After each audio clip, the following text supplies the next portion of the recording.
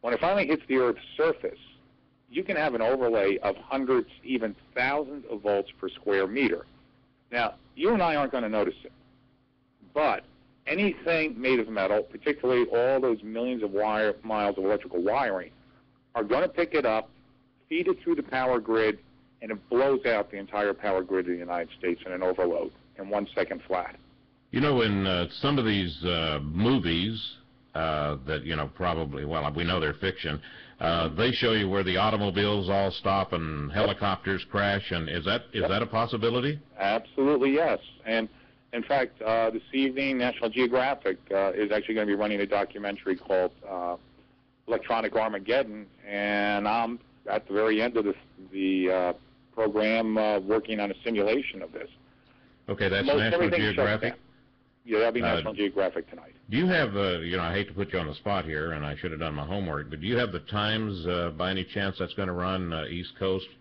That will be Eastern Daylight Time, 7 p.m. tonight. 7 p.m. So sometimes that's 7 p.m. there and 7 p.m. here in the West Coast. So, all right, going to look for that. National Geographic. I am fascinated by this stuff. And let me ask you, let's assume, all right, they're 200 miles up. They fire a rocket.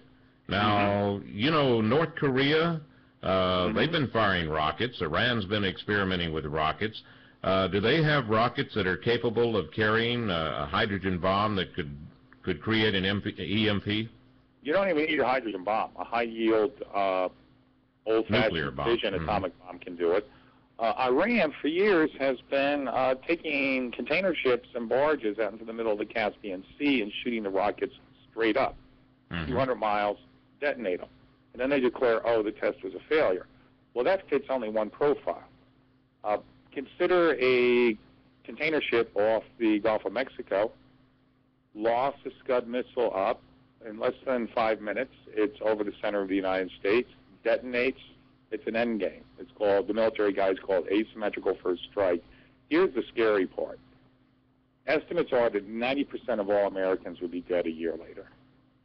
90%. So, well, see, I was thinking, okay, that they would fire off the bomb 200 miles up, and it would cause the electromagnetic pulse, which would prevent America from doing any kind of counter-attack because everything would be, you know, inoperative. Oh, well, but you're actually saying, okay, go ahead. Okay, well, actually not, because remember, we do have military assets overseas. There's always some of those boomers out there. But, you know, may I ask how old you are? Me? You. Yes, I'm 60 plus, yes. Okay, well, you and I are near the same age. We both remember MAD, Mutual Assured Destruction of the Russians, duck and cover and all that. Well, Mutual Assured Destruction against the Russians was, if you nuke us, we nuke you. Nobody wins, game over, this is pretty stupid. But what about if you're dealing with an irrational foe who believes that by destroying the great Satan, the hidden Mati will come out of the well and bring about the end time and bring 70 girlfriends along while you're at it? So even if we retaliated against Iran, heck, 80% of the people living in Iran right now hate the regime. They would love to see the regime gone. They'll be the ones that die. Where do you think the leaders who pull this off will be hiding? They'll be in their deep bunkers, or the madman running North Korea. So what we're looking at is a frightful scenario of but one or two nuclear weapons that are capable of killing almost everybody that's listening to this program at this moment. And people might ask, well, how? Well, let me ask you another question. Where did your water come from this morning? Straight out of the faucet. It magically appeared. Yeah. Yes. That's how most of us see. Okay, the toilet flushes, bye-bye. But I can tell you, basically, it came from the Colorado River. How far away? Many, many miles away. And that's because I'm in the Los Angeles area, yes. Well, you see my point. Los Angeles would become uninhabitable within a matter of hours.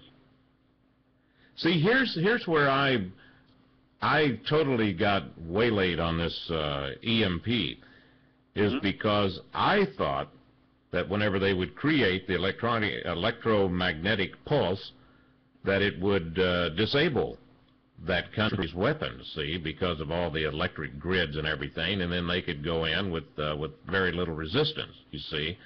But you're saying it's actually not only going to do that, but you're going to be killed from the nuclear fallout itself. Now, is that right? There'll be no nuclear fallout. All it does is it switches off our power grid.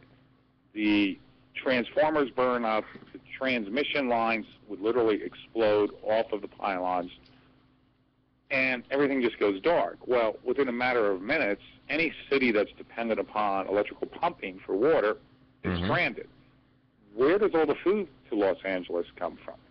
Where do all the medical supplies come from? You see the compound, and then also command and control, just simple civil law and order.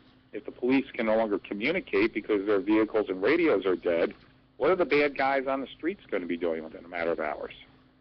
Now, you know, and by the way, I'm speaking with Dr. William R. Forstchen. That's Forstchen. The website is onesecondafter.com.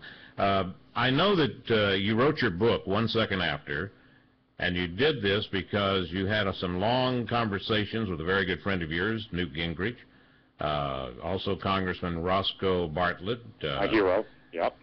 And the thing is, so you've got a couple of congressional guys, you know, pretty good credentials, but I'm not hearing too much about any special committee that is set up to be fighting these EMP's attacks, unless I haven't been reading the right paper. Well, that's why I thank God I have a chance to be on a show like yours. Congressman Bartlett, when I first started working on this book, almost 6 years ago now, Congressman Bartlett told me, and he's been one of the lone champions, along with Benny Thompson. Here's a unity of a very conservative Republican, a very liberal Democrat. Both see the same thing. Bartlett said, Bill, the problem with EMP is there's no constituency. It sounds like sci-fi.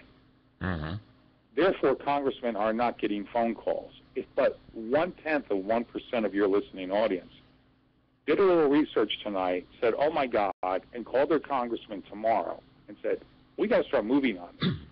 Now, let me just give you a quick example. Do you know last year that Congress passed a law outlawing the ownership of chimpanzees?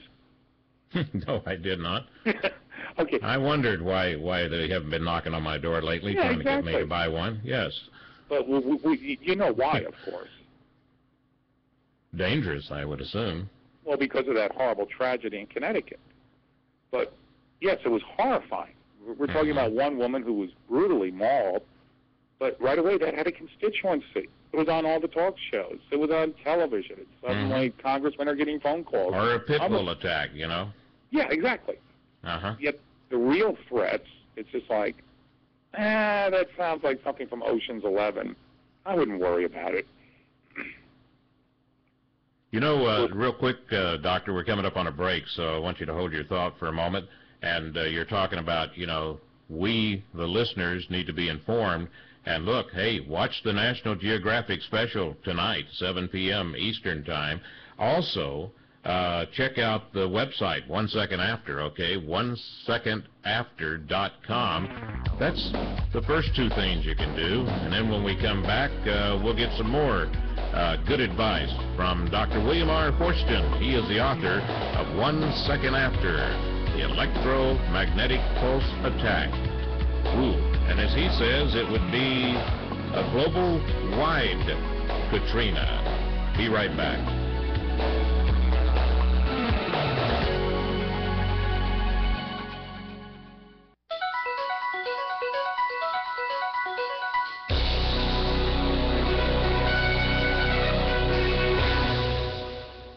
Are you trying to sell your old car but not having much luck? Donate your car to Heritage for the Blind. Pick up this free